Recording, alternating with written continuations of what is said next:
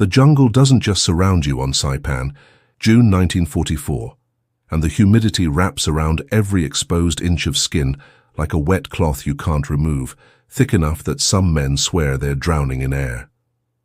Through German-made binoculars that cost more than a year's salary, Japanese Lieutenant Colonel Takashi Hyakushi watches something he's been praying for since the Americans landed 3 days ago. Something that makes his heart slam against his ribs so hard he can feel it in his throat. Not the calculated tactical withdrawals he's seen before. This is different. Helmets bob without formation, without the rigid discipline that's made the American advance so terrifyingly unstoppable. And there, abandoned on the ridge where fighting was fiercest just hours ago, artillery pieces sit with their barrels still pointed at Japanese positions, the universal signature of an army that fled too fast to care about equipment. His second-in-command leans close, voice barely above a whisper, as if speaking too loudly might shatter this impossible gift. "Sir, they're falling back toward the coast." 3,000 Imperial Japanese Army soldiers grip their Arisaka rifles tighter, in positions they've held through 3 days of naval bombardment that turned the jungle into splinters and the volcanic rock into powder. They've been hungry so long that hunger feels normal. They've watched friends die in pieces from American firepower that seems infinite. They've seen their empire shrink island by island across the Pacific, each defeat carving away another piece of the invincibility they were raised to believe in. But now, finally, the tide is turning. The enemy shows weakness. Hyakushi's training, his doctrine, his entire understanding of warfare converges on this single moment. The Americans are vulnerable. Every principle drilled into him at the Imperial Military Academy demands he exploit this weakness immediately, before they can regroup, before they can bring their devastating firepower to bear again.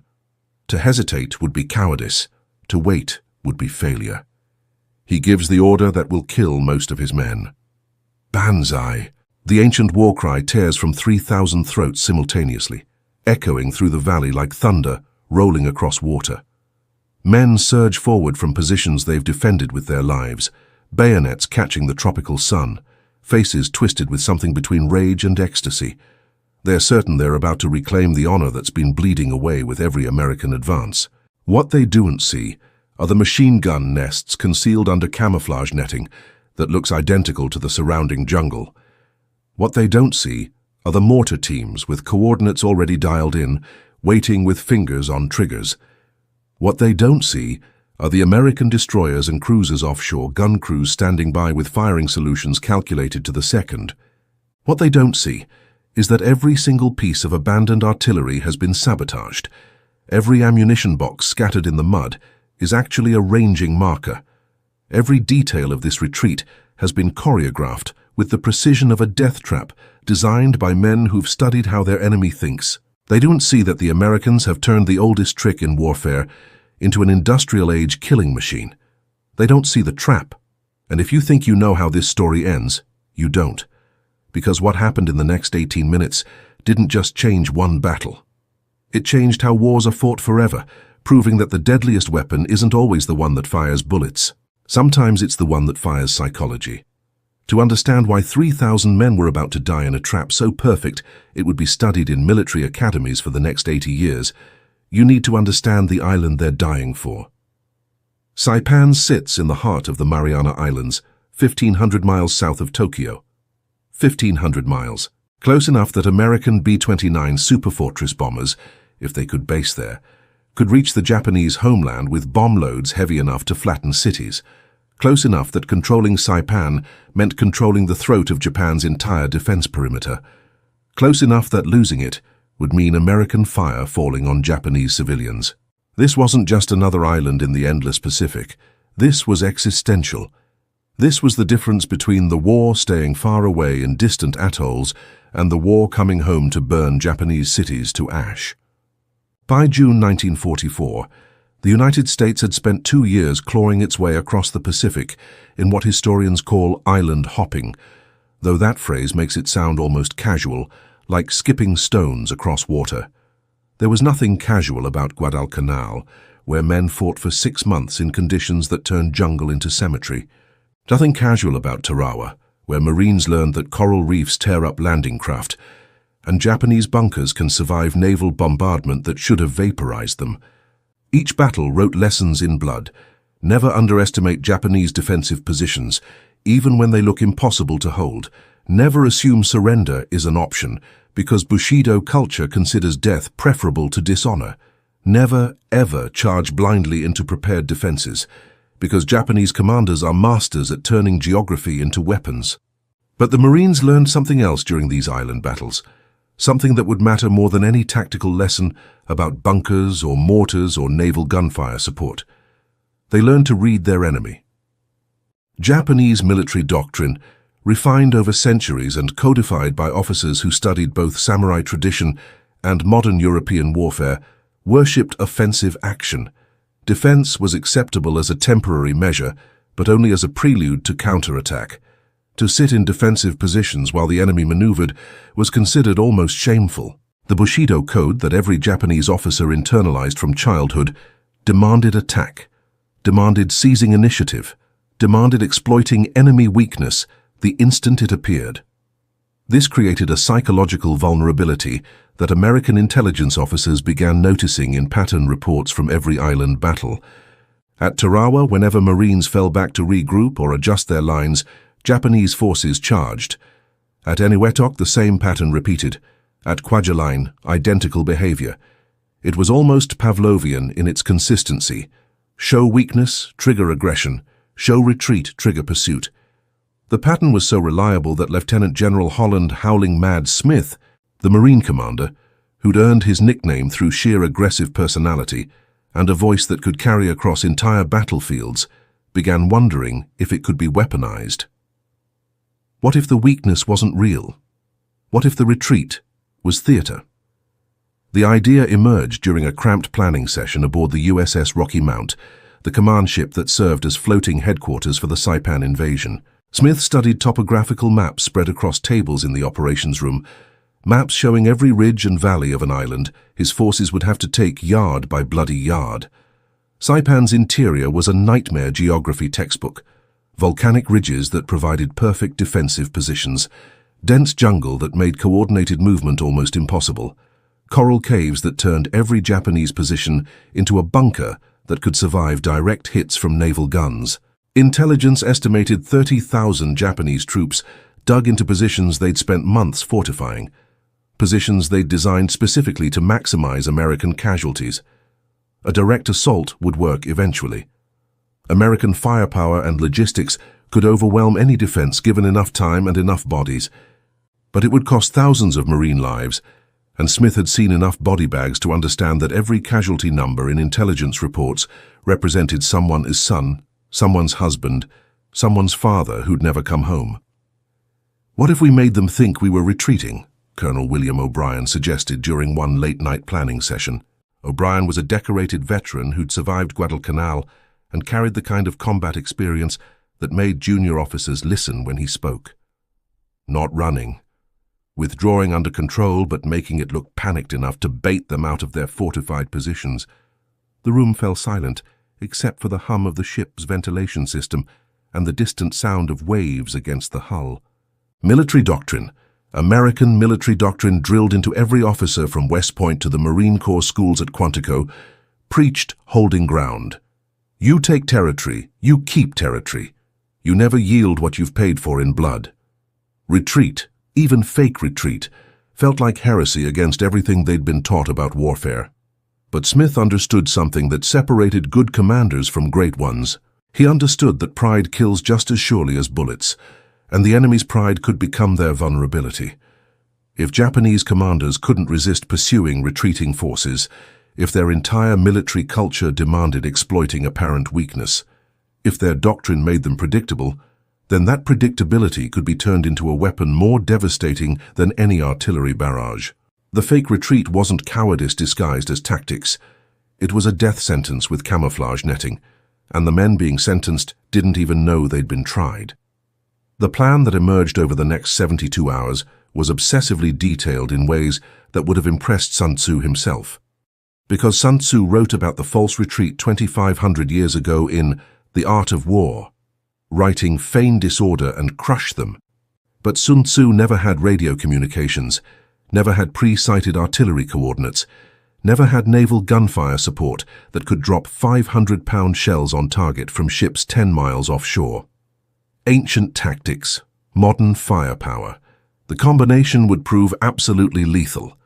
Preparation began in secrecy that extended even to most of the men who'd execute the operation. Marines rehearsed the withdrawal on Guadalcanal before the Saipan invasion, practicing movements that had to look chaotic while following precise choreography.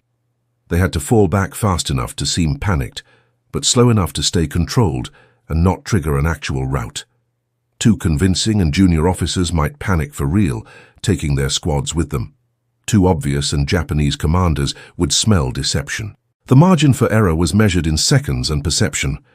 Artillery batteries mapped every ridge, every clearing, every approach route the Japanese might use once they started pursuing.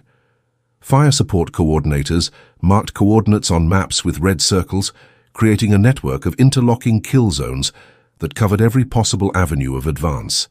These weren't random target areas.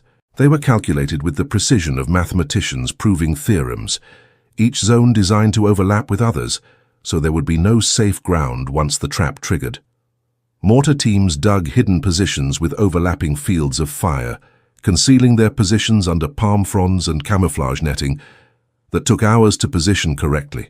Each team knew their firing coordinates by heart, knew exactly how many seconds they had from the signal to the first round's landing, knew that timing off by even 5 seconds could mean Marines getting overrun. Offshore, Navy destroyers and cruisers zeroed their guns on pre-selected targets, gun crews running through fire missions until they could execute them blindfolded. The firing solutions were calculated for specific phases of the operation. First salvo to hit Japanese rear elements, second to walk forward into their main body, third to bracket the entire kill zone so nothing could escape. Radio operators established backup communication channels because primary radio nets had a tendency to fail at exactly the wrong moment in combat. Medics positioned themselves in fallback positions with supplies stockpiled for mass casualties if the timing slipped even slightly. Engineers prepared demolition charges for the artillery pieces that would be abandoned, making them look intact while ensuring they'd be useless if captured. Every detail mattered because the operation depended on synchronization measured not in minutes, but in heartbeats. Most crucially, the fake retreat required something that couldn't be trained or rehearsed. It required trust. Marines had to believe their officers weren't actually panicking, that the withdrawal was theater and not reality, that when they turned their backs on the enemy and moved toward the rear, there was a plan beyond simple survival. One squad breaking formation for real, one platoon deciding the retreat was genuine and running for the coast, could collapse the entire operation and turn fake panic into actual catastrophe. In warfare, the line between genius and disaster often comes down to whether men trust their commanders enough to do something that looks insane. Smith needed his Marines to trust him enough to pretend to run away while knowing they'd turn and fight on command. He needed them to act terrified while being absolutely ready. And remarkably, impossibly, they did. June 15, 1944. Dawn broke over Saipan with the thunder of naval guns, announcing the invasion like heralds of mechanical apocalypse. The sound was so loud it made teeth vibrate, made the air itself feel solid, made men's ears bleed from pressure waves rolling across the water. 8,000 Marines hit the beaches under a steel rain of covering fire that should have suppressed every defensive position within a mile of the shoreline. Should have. Japanese coastal defenses erupted immediately anyway, proving once again that fortifications built into volcanic rock can survive punishment that would vaporize anything else. The surf turned red within minutes. Men crawled over coral reefs under machine gun fire that carved furrows through the water, scrambled up volcanic sand that was already sticky with blood, and pushed inland through walls of explosions that made the world disappear into smoke and noise and the wet sound of shrapnel hitting flesh. By afternoon, American forces had seized a beachhead 3 miles deep, paid for in casualties that turned the aid stations into scenes from hell, but the interior remained hostile territory defended by men who'd had months to prepare and every intention of making the Americans pay in blood for every yard. Japanese forces held the high ground, dug into positions that seemed carved from the island's volcanic bones by patient hands with infinite time. Artillery fire poured down from Mount Tapochau, the island's highest peak, where observers could see the entire battlefield and direct fire onto American positions with deadly accuracy. Snipers picked off Marines from coconut trees and cave openings that were invisible until muzzle flash gave them away. Machine gun nests positioned at perfect choke points could hold up entire companies for hours. For 3 days, the American advance ground forward in brutal increments measured in yards and bodies. Every 100 yards cost lives. Every ridge cost more. Japanese counterattacks came at night, screaming banzai charges that crashed against American lines like human waves breaking against cliffs. Some broke through and had to be pushed back in close quarters, fighting with bayonets and entrenching tools and bare hands. Most died in piles of bodies that marked the high watermark of each assault. Corpses stacked so high in some places that follow-up waves had to climb over their own dead to reach American positions. But General Smith watched and waited with the patience of a hunter who knows the prey's patterns. His trap required specific conditions that couldn't be forced.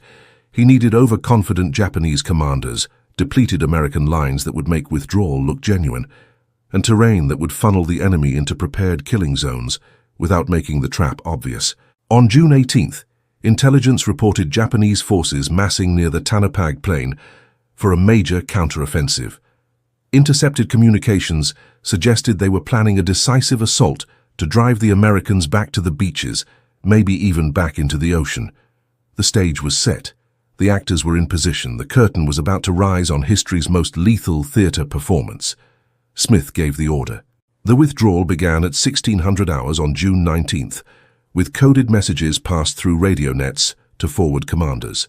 The wording was specific, rehearsed, designed to convey information without revealing anything if Japanese forces were intercepting communications. Execute Operation Backward Step. Marines on the forward ridge received orders passed in hushed tones from sergeants who watched their men's faces for signs of actual panic. Pull back slowly. Maintain weapons, but abandon non-essential equipment. Make it look real, but stay controlled. The contradiction in those instructions was the kind of thing that could break units, because men under fire don't think tactically, they think survival. Private First Class Daniel Chen, a radio operator from San Francisco whose parents ran a grocery store in Chinatown, felt his stomach knot as his squad started moving backward. Every instinct screamed wrong. You don't yield ground you bled for. You don't turn your back on an enemy who spent 3 days trying to kill you. You don't retreat when you're winning. And despite the casualties, despite the brutal grinding advance, they were winning. But his lieutenant's eyes were steady when Chen looked for confirmation. Not panicked, not uncertain. Just focused in the way that meant there was a plan beyond what Chen could see. "Easy does it," the lieutenant whispered, barely audible over the ambient noise of distant artillery and small arms fire. "This is the play. Stay tight." Chen nodded because what else could he do, and started moving backward with his radio bouncing against his back, every step feeling like betrayal of everything he'd been taught about being a Marine. Through Japanese binoculars on the opposite ridge, the scene looked exactly as American planners intended. Disorganized retreat, helmets bobbing in irregular patterns without the rigid formation that characterized American advances, artillery pieces left behind with barrels still pointing forward, as if crews had fled too quickly to disable them properly. Ammunition boxes scattered in the mud, small arms fire from American positions becoming sporadic, then ceasing entirely as units pulled back. Lieutenant Colonel Hayakushi's pulse quickened as reports from forward observers confirmed what he was seeing with his own eyes. The enemy was crumbling. 3 days of brutal fighting had finally broken American resolve. This was the moment doctrine demanded he exploit before they could regroup. What he didn't know, what he couldn't see through his expensive German binoculars, was that every abandoned artillery piece had been sabotaged with thermite charges that would melt critical components if the Japanese tried using them, that the scattered ammunition boxes were actually marking points for pre-sighted mortar coordinates, that Marines weren't retreating in panic but counting steps, timing their withdrawal to draw Japanese forces exactly where artillery fire had been calculated to create maximum casualties. Hyakushi saw weakness. The Americans saw mathematics.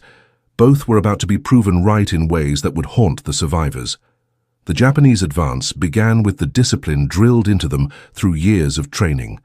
Officers shouted orders as infantry moved forward in organized columns, rifles at the ready, maintaining intervals that would let them deploy into combat formations quickly.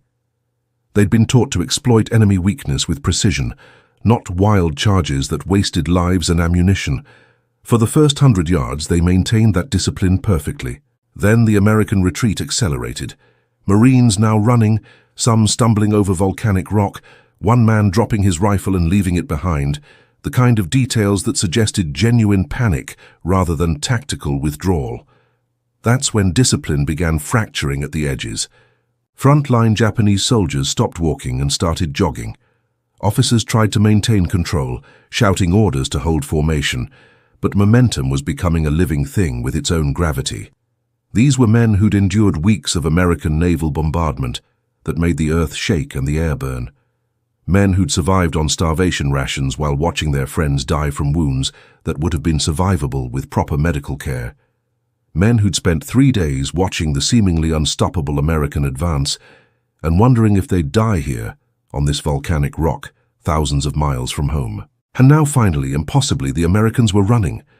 The banzai cry started small, a few voices from the lead elements who couldn't contain their excitement any longer. Then it spread like wildfire through dry grass, becoming a roar that shook the jungle canopy and sent birds scattering into the sky. 3,000 voices raised in the ancient war cry that had echoed across Japanese battlefields for centuries. 3,000 men surged forward with bayonets fixed and faces twisted between rage and something close to joy. They were about to win.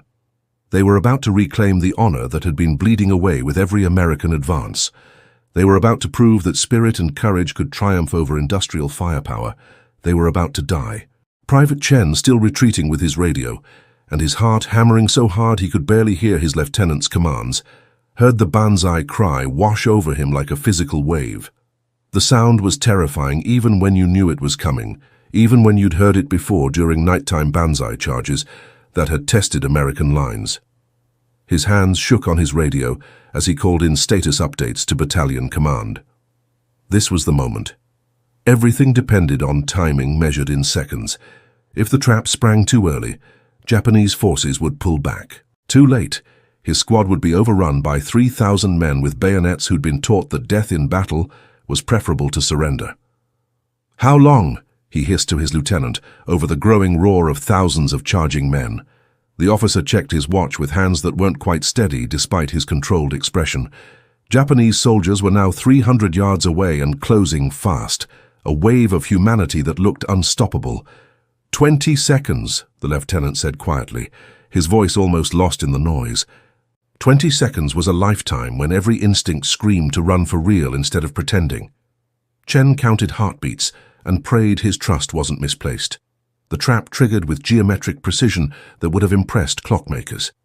One whistle blast shattered the humid air, cutting through even the banzai roar with a pitch designed specifically to carry across battlefields.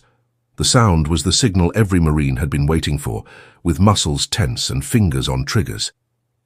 In 3 synchronized seconds that had been rehearsed until they were muscle memory Marines who'd been retreating in apparent panic, dropped to prone positions taking cover behind pre-positioned volcanic rocks that had been placed days ago specifically for this moment. Camouflage netting flew off hidden machine gun positions. The jungle erupted into violence, orchestrated like a symphony of death. FEM 1919 Browning machine guns opened up at 500 rounds per minute, their barrels already zeroed on coordinates that put them exactly on target the instant they started firing. Tracers arced across the killing zone like horizontal rain made of fire, every 5th round burning bright enough to mark where the stream of bullets was going. The sound was apocalyptic, not individual gunshots but one continuous roar like fabric tearing, if fabric was made of steel and torn by demons. Japanese soldiers in the front ranks went down instantly, cut apart before their minds could process what was happening. Bodies jerked and fell and tumbled forward with momentum that carried some of them several more steps before they collapsed. Those behind them stumbled over falling bodies, momentum and the press of men behind them carrying them forward into the same streams of fire that had killed their comrades. Men screamed. Officers shouted orders that couldn't be heard over the machine gun fire. Soldiers tried to drop prone to present smaller targets, but the mass of men behind them was still surging forward, trampling those who'd tried to take cover. Then the mortars started. Mortar teams positioned 200 yards behind the fake retreat line had been waiting with shells already loaded and coordinates already dialed in. They fired the instant they received the signal, high explosive shells arcing into the air in parabolic curves that looked almost beautiful if you didn't know what they were about to do. The shells plummeted into dense concentrations of Japanese troops with precision that proved American forward observers had done their job perfectly. Each explosion tore through packed formations, shrapnel expanding in lethal spheres that cut down men in radius patterns. The volcanic rock that made up Saipan's terrain fragmented under the blasts, turning into secondary shrapnel that was just as deadly as the shells themselves. More men fell. More men screamed. More men died before understanding they'd been manipulated into a trap that had been waiting for them with patient malice. But the truly devastating blow, the killing stroke that turned this from ambush into annihilation, came from offshore. Navy fire control officers watching through binoculars from the USS Indianapolis spoke coordinates into radio handsets with clinical calm, their voices steady despite watching thousands of men die in real time.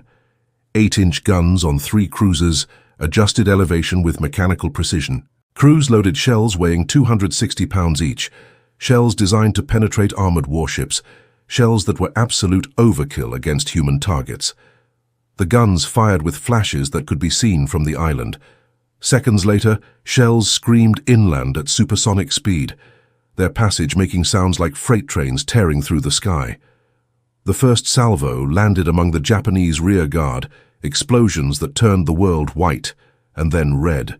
Men simply vanished, erased by blast waves and shrapnel. The second salvo walked forward into the main body of the advance, each shell landing with precision that proved months of training and preparation. The third salvo bracketed the entire advance, hitting front, middle, and rear simultaneously. Explosions turned jungle into moonscape, palm trees that had stood for decades vaporized into splinters, volcanic rock that had been solid for millennia shattered into fragments. The earth itself seemed to be tearing apart. The battlefield became hell-rendered in high explosives and coordinated fire support, and the men caught in it were being systematically erased. Lieutenant Colonel Hyakushi understood too late, standing 50 yards from the American lines that had been retreating just minutes ago, standing amid men who were screaming and dying and running in every direction without purpose beyond blind survival instinct, standing in the middle of his command's disintegration and finally, terribly, seeing the truth. The machine gun positions that hadn't been there a minute ago, now revealed with camouflage netting pulled aside, the mortar craters landing with too much precision, following patterns that proved pre-planned coordinates, the naval shells arriving with textbook timing on every avenue of advance and retreat, bracketing his forces with fire support that suggested American observers had mapped every possible response. This wasn't battle. This wasn't even combat in any sense his training had prepared him for.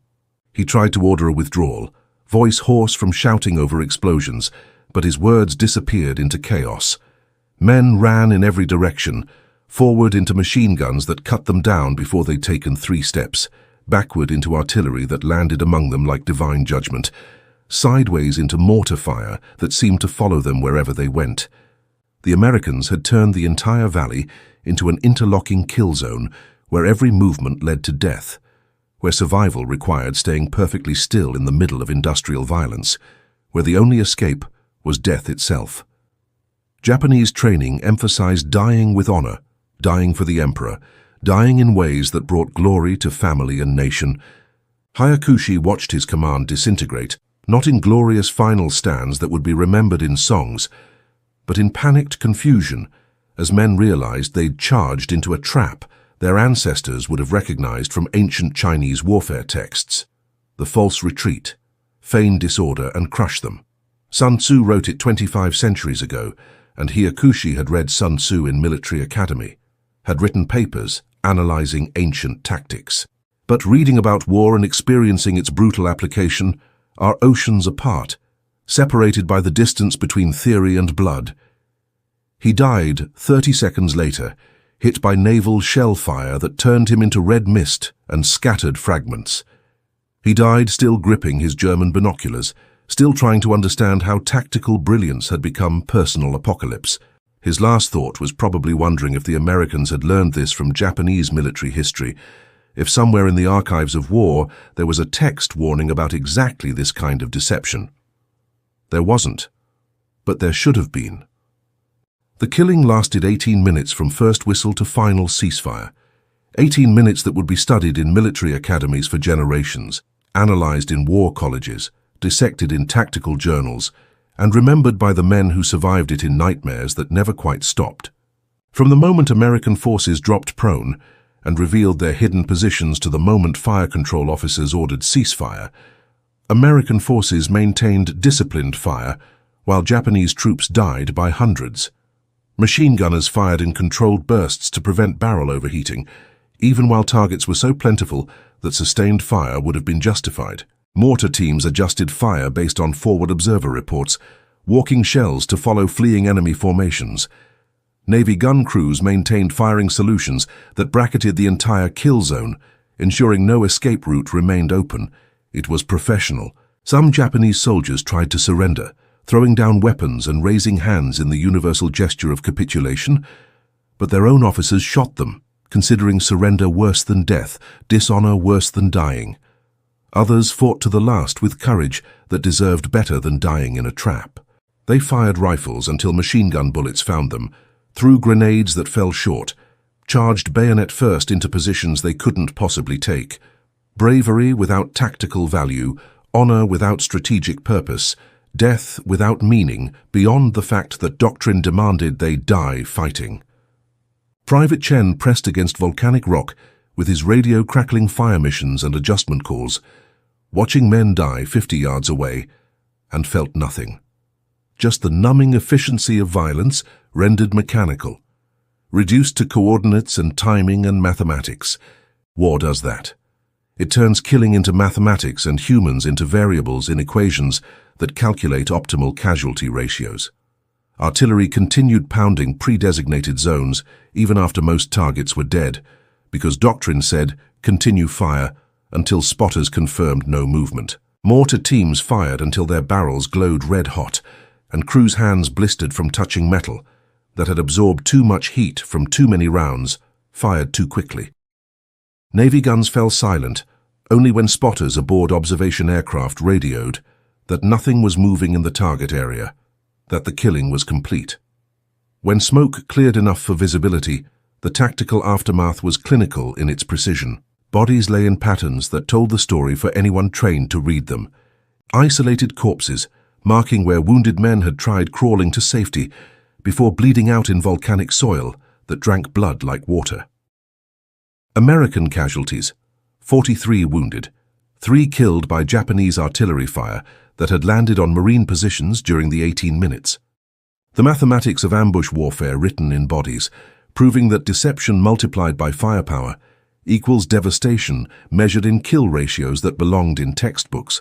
Statistics don't show the Japanese captain who shot himself rather than retreat, choosing death by his own hand over the dishonor of withdrawal. They don't show the Marine corporal who vomited after the ceasefire when he realized how many men he'd personally killed, when the adrenaline faded and the humanity returned. They don't show the Navy gunner whose hands wouldn't stop shaking for 3 days, who couldn't sleep without seeing explosions behind his eyelids.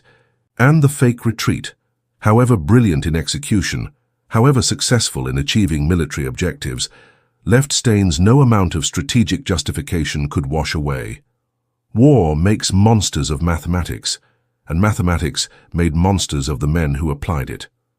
General Smith toured the battlefield the next morning, walking through the aftermath with his staff and trying to process what tactical brilliance looked like when rendered in corpses and shattered ground. Densest concentrations in the kill zone center, where interlocking fields of fire had cut down men like wheat before industrial harvesting equipment. Scattered groups near the edges, where some had almost escaped before mortar fire or naval shells caught them. Isolated corpses marking where the wounded had tried to crawl to safety before blood loss or shock, or the simple mathematics of trauma made survival impossible. American medics moved through the aftermath with stretchers and medical kits, searching for survivors to treat. They found few, by their own hand, over the dishonor of becoming prisoners.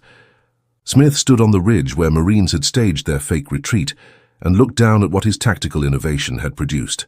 From this vantage point, the entire operation made naval guns calibrated to deliver firepower that turned formations into casualties. His aide approached quietly, boots crunching on volcanic soil mixed with spent brass casings from thousands of rounds fired. Smith nodded slowly, still looking down at the valley where bodies were being collected for mass graves. "What do you say? That you turned military doctrine on its head and it worked better than projections suggested? That you proved retreat could be weaponized? That you killed nearly 3,000 men through choreographed deception and your only casualties came from bad luck rather than tactical error?" "Tell them," Smith said finally, voice quiet enough that his aide had to lean close to hear, "that we used the enemy's strengths against them, that we understood their doctrine well enough to exploit it, that understanding your enemy is as important as firepower." The aide waited for more. Smith had nothing more to give. "How do you explain that tactical genius and mass slaughter can occupy the same 18 minutes? That the line between brilliant command and war crime sometimes comes down to which side you're on and whether you win. You don't. You give press statements and write after-action reports and accept commendations, and you don't talk about the 3,000 men who died because they followed their training, and their training had become their vulnerability. The fake retreat doctrine spread through the Marine Corps like a virus that everyone wanted to catch. Within weeks, intelligence officers across the Pacific were briefing commanders on Operation False Withdrawal, the official designation for what had happened on Saipan. Training manuals were rewritten to include sections on deception operations. Tactics courses at Quantico added new modules. The fake retreat became standard doctrine for Pacific Island warfare, a tool in the toolkit that commanders could deploy when conditions allowed. At Tinian, the next island in the Mariana chain, Marines used modified versions of the tactic with similar success. At Peleliu, Army units adapted the concept to their own operational style. By Okinawa, Japanese commanders knew about the tactic. New Americans might employ fake retreats to draw them into traps. But knowledge of the trap didn't make it less effective, and that was perhaps the terrible genius of the operation. Even knowing it might be fake, Japanese forces couldn't resist exploiting apparent weakness. The urge to pursue retreating enemies remained too strong, too deeply embedded in military culture and Bushido tradition. Pride and doctrine overrode tactical caution every single time, turning knowledge into intellectual awareness that couldn't override instinct when the moment came. American intelligence intercepted Japanese communications discussing the Saipan massacre in terms that ranged from furious to despairing. Officers wrote angry reports about dishonorable American tactics that violated some unwritten code about how warfare should be conducted. Some advocated adopting similar deception operations, arguing that adapting to American methods was necessary for survival. Others argued it was beneath the Imperial Army's dignity, that mimicking American tactics would be admitting defeat in ways that went beyond mere military loss. The debate was philosophical and passionate and ultimately meaningless. The bodies were factual, the effectiveness was undeniable, and philosophy doesn't stop bullets or prevent shells from landing on target.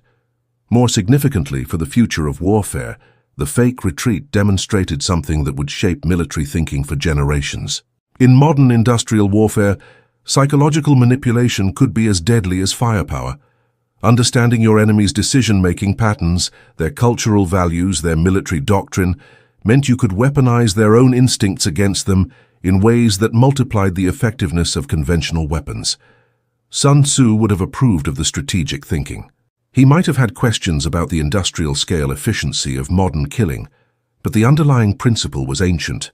Know your enemy, understand their nature, and turn their strengths into vulnerabilities. The true revelation came months later in war rooms far from the Pacific, when strategic analysts studying the operation realized its implications reached far beyond immediate tactical success. The fake retreat proved that industrial-age warfare hadn't eliminated ancient deceptions. It had amplified them into something more devastating than any previous era could have achieved.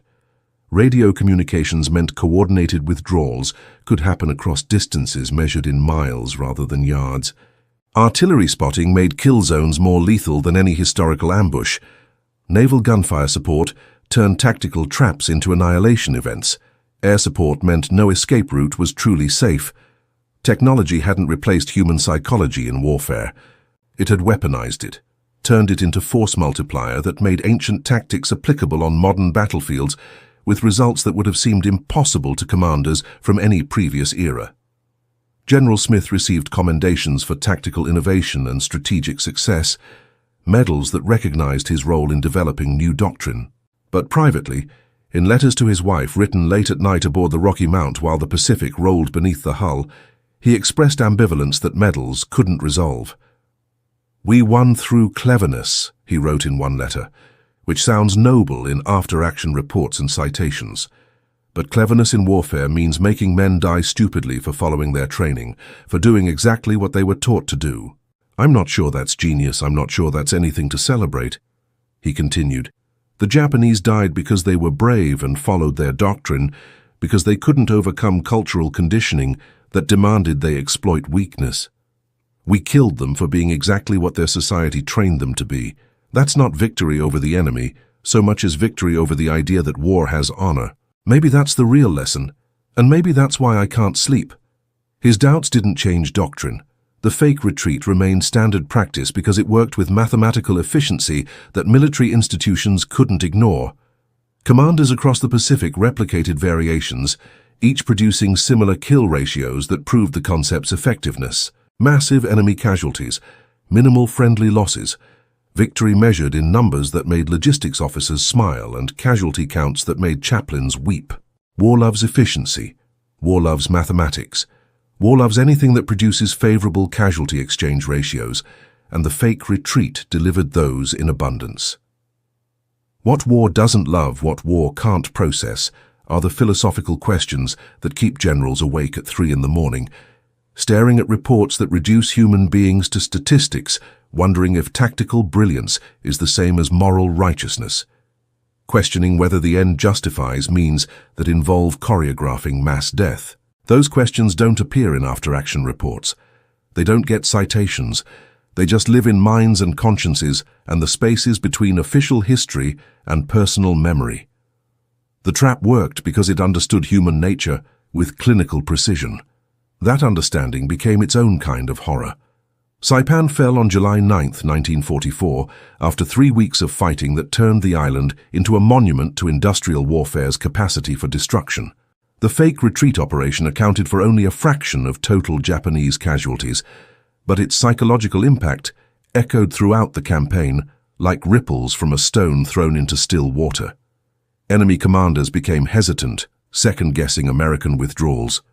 Caught between tactical instinct that demanded exploiting weakness and fear that apparent weakness might be deception. This hesitation cost them initiative at critical moments. Opportunities that might have turned battles were passed over because commanders couldn't be certain they weren't being baited into another trap. Paralysis through uncertainty, another victory through psychology.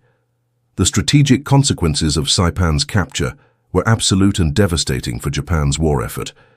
Within months, the island became a B-29 base with runways carved from volcanic rock and jungle, runways long enough to accommodate bombers carrying payloads that could flatten cities.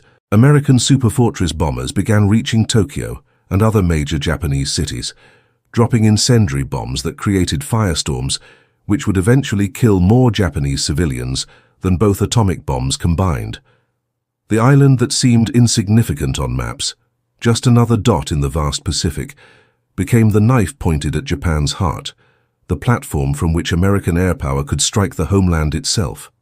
But the victory's cost extended beyond simple casualty counts. And Banzai Cliff, detonating grenades, killing their own children first to spare them from whatever horrors they'd been told to expect from the Americans. Marines who'd celebrated tactical victories and felt justified pride in operational success found themselves traumatized by scenes of mothers throwing babies off cliffs. Chen went home eventually with a bronze star pinned to his uniform and nightmares that lasted decades that followed him back to San Francisco and his parents' grocery store and the life he'd tried to build after the war. He never spoke about the 18 minutes of perfect killing. When his children asked about the war years later, grown up enough to be curious about their father's service, he told them about brotherhood among Marines and courage under fire and the friends he'd made. He never told them about watching 3,000 men die in a trap, about calling in fire missions that killed with industrial efficiency, about the sound that many people make when dying all at once, about how tactical victory and moral horror can occupy the same space and time. Some truths are too heavy for words. Some victories cost more than medals can measure. Some memories are best left in the volcanic soil of an island half a world away. History remembers strategy with clinical detachment. Veterans remember faces and sounds and smells and the weight of things that can't be put down no matter how many years pass. The fake retreat on Saipan changed military doctrine forever, proving that ancient tactics adapted to modern firepower could achieve results impossible through direct assault alone. Post-war analysis showed the operation saved American lives, potentially thousands based on casualty projections, for direct assaults on fortified positions that would have required months of grinding combat. Military academies still study it as a masterclass in exploiting enemy psychology, in turning cultural values and military doctrine into vulnerabilities that can be weaponized. The textbook citation reads, "Understanding Cultural Military Doctrine as Vulnerability." Saipan 1944 demonstrates effective application of psychological warfare combined with superior firepower. Clean, professional, sanitized of everything that makes it human. But the legacy is complicated in ways that textbooks don't capture. The men who executed the operation carried different lessons home, lessons that don't fit into tactical analyses or strategic assessments. Some believed it was warfare's ultimate expression, victory through intelligence rather than simple violence, proof that understanding your enemy was more valuable than raw firepower. They saw it as evolution in military thinking, as progress toward more efficient and less costly ways of achieving strategic objectives. Others saw it as proof that war reduces humans to predictable animals who can be manipulated by those who understand behavioral patterns well enough, that there's no fundamental difference between the fake retreat and a hunter baiting a trap, except scale and the language we use to describe it.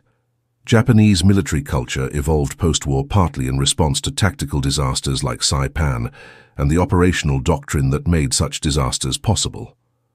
Modern Japanese self-defense forces study the battle as cautionary tale about how rigid doctrine becomes fatal vulnerability, about how cultural values can be exploited by enemies who understand them better than you, understand yourself, about how pride and honor can be weaponized against those who hold them dear.